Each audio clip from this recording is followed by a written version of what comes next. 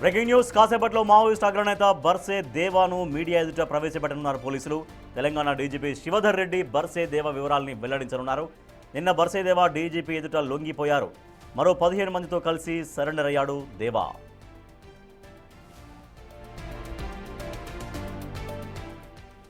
బర్సే దేవా Maoist party guerrilla liberation army చీఫ్గా బాధ్యతలు నిర్వర్తించాడు. హిడ్మా ఎన్కౌంటర్ తర్వాత మావోయిస్టు పార్టీలో దేవా కీలకంగా ఉన్నాడు. మావోయిస్టు పార్టీ సాయుధ బలగాల వ్యవహారాలను చూస్తున్నాడు. హిడ్మా బర్సే దేవా ఛత్తీస్గఢ్లో ఒకే గ్రామానికి చెందినవారు. మావోయిస్టులకు ఆయుధాల సరఫరాలో దేవా కీలక పాత్ర పోషించాడు. మొన్న తెలంగాణ ఛత్తీస్గఢ్ సరిహద్దు నుంచి బర్సే దేవా బృందాన్ని పోలీసులు తీసుకొచ్చారు.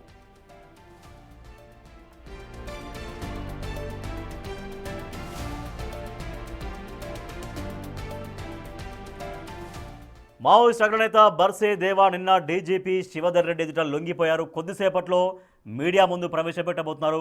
డీజీపీ బర్సే దేవా గురించి లొంగిపోయినటువంటి ప్రాసెస్ గురించి మీడియాకు అడ్రస్ చేయబోతున్నారు. మా ప్రతినిధి సురేష్ మరింత సమాచారం ఇస్తారు. సురేష్, ఎప్పుడు తీసుకురాబోతున్నారు మీడియా ముందుకి బర్సే దేవాని? అంటే మావోయిస్టు పార్టీకి భారీ ఎదురు దెబ్బ తగిలిందని చెప్పొచ్చు. బర్సే దేవా చాలా కీలకమైనటువంటి వ్యక్తి, చాలా ఆపరేషన్లు చేసినటువంటి వ్యక్తిగా మావోయిస్టులో చాలా కీలకమైనటువంటి వ్యక్తి. నిన్న డీజీపీ శివధర్ రెడ్డి ఎదుట లొంగిపోవడం జరిగింది. ఆయనతో పాటు 15 మంది మావోయిస్టులు కూడా లొంగిపోయారు. ఈరోజు 3 గంటలకు మీడియా సమావేశం ఏర్పాటు చేసి బర్సే దేవా లొంగుబాటుకు సంబంధించి డీజీపీ వివరాలు వెల్లడించబోతున్నాడు. అయితే ఏదైతే హిడ్మా తర్వాత మావోయిస్టు పార్టీలో చాలా కీలకమైనటువంటి బాధ్యతలు దేవా నిర్వహిస్తున్నాడు. కానీ ఆపరేషన్ కగార్ మార్చు టార్గెట్గా నడుస్తుంది కాబట్టి మావోయిస్టు పార్టీకి సంబంధించి ఇప్పటికే చాలా కీలక నేతలందరూ కూడా వివిధ రాష్ట్రాల్లో లొంగిపోవడం జరిగింది. ఆయుధాలతో సహా వచ్చి పోలీసుల ముందు లొంగిపోతున్నారు. అయితే దేవా పైన 50 లక్షల రివార్డుతో పాటు ఆయన సిఆర్పిఎఫ్ బలగాలపై దాడుల్లో చాలా కీలక రోల్ పోషించినట్టు తెలుస్తుంది. వెపన్లు ఆపరేటింగ్ కావచ్చు, వెపన్లకు సంబంధించిన ఎక్విప్మెంట్ అంతా కూడా దేవా దగ్గరే ఉంటుండే. వాటికి సంబంధించి కీలకమైన ఆపరేషన్ నిర్వహించే సమయంలో దేవా చాలా కీ రోల్ పోషించేవాడని చెప్పేసి కూడా పోలీసు వర్గాలు చెప్తున్నటువంటి పరిస్థితి.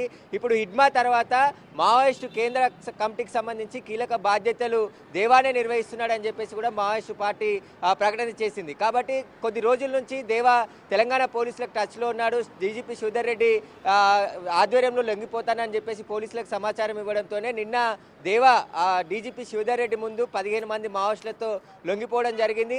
ఈరోజు 3 గంటలకు DGP Shivadhar Reddy press meet పెట్టి వివరాలు కూడా వెల్లడించబోతున్నారు. అయితే ఈ సంవత్సరం 509 మంది మావోయిస్టులు తెలంగాణలో లొంగిపోవడం జరిగింది. అత్యధికంగా దేశంలోనే అన్ని రాష్ట్రాల కంటే ఎక్కువ మావోయిస్టులు తెలంగాణ రాష్ట్రంలోనే ఎక్కువగా ఛత్తీస్గఢ్, ఇతర ఒడిశాకు సంబంధించిన మావోయిస్టులు కూడా తెలంగాణలోనే వచ్చి లొంగిపోతున్నారు.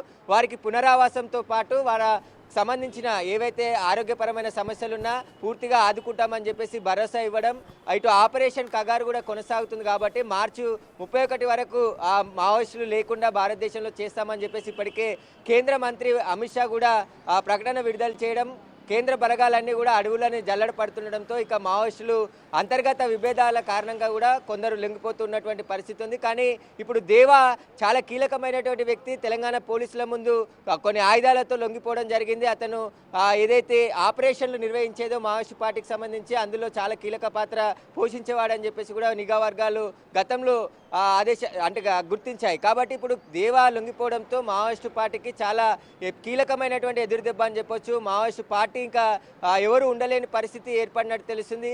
ఆ పరిస్థితులు మారినాయి, వాటికి సంబంధించిన ఉద్యమ తీరు కూడా మారింది. కాబట్టి ఖచ్చితంగా మేము ప్రజల్లోకి వచ్చి ప్రజల నుంచి పోరాడతామని చెప్పేసి కూడా లొంగిపోయిన మావోయిస్టులు చెప్తున్నారు. కాబట్టి ఈ రోజు 3 గంటలకి DGP Shivadhar Reddy press meet ఉంది కాబట్టి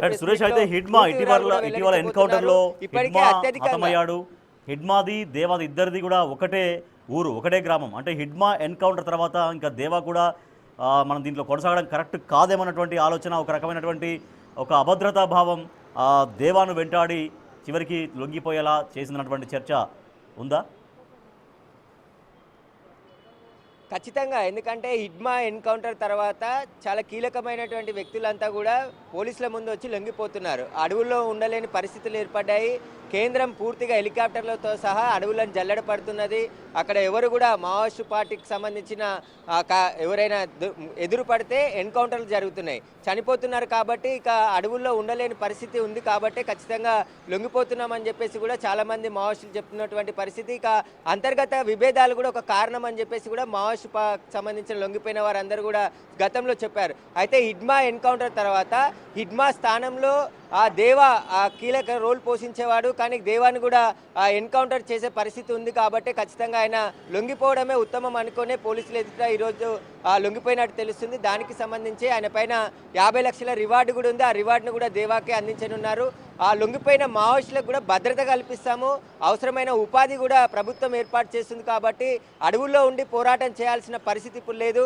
ఖచ్చితంగా ఆపరేషన్ కగార్ కొనసాగుతుంది. కాబట్టి మార్చి 31కి కేంద్ర ప్రభుత్వం డెడ్ లైన్ పెట్టింది. ఆ అడవులన్నీ కూడా ఛత్తీస్గఢ్ సరిహద్దులో ఉన్నటువంటి అడవులన్నిటిని కూడా జల్లెడ పడుతున్నటువంటి పరిస్థితి. హిడ్మా తర్వాత హిడ్మాకి సంబంధించిన ఊరే దేవాది కూడా ఇద్దరు కూడా మావోయిస్టు పార్టీలో చాలా కీలకమైనటువంటి ఆపరేషన్లు నిర్వహించారు.